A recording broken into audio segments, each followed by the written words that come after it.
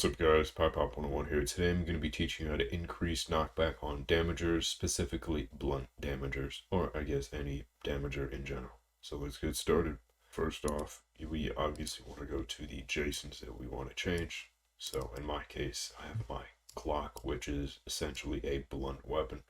If we scroll down, you can actually see that. So the damager, we have blunt, and I set it to mace two-hand.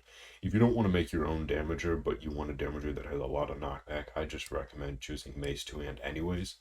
But let's say you do want to make your own, so I can teach you how to do that. We want to go to our JSONs and scroll down to damagers.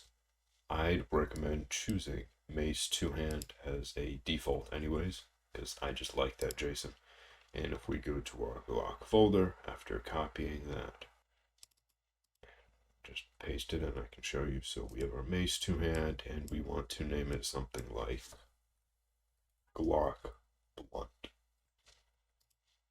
Open it up, and we'll see.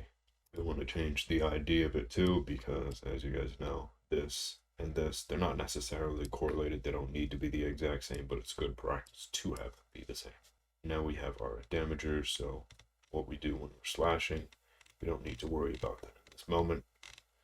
If we continue scrolling down, we have things like add force state. This is what we want to be looking for. You can ignore some of the stuff about piercing. So all we want to do is increase the force, or the amount of knockback it has. Well, what I'd recommend is changing just the add force right here. So it starts at 110 normally. We can set it to something like 200, maybe even more. If we go like 280, there's going to be some pretty decent knockback. And depending on how long you want the force to be over, this is where the add force duration comes into play. So for example, if we set it to 1.0, it'll be over 1 second. But if you want a quick little hit on the enemy that does the knockback almost immediately or immediately, you can set it to something like 0.1.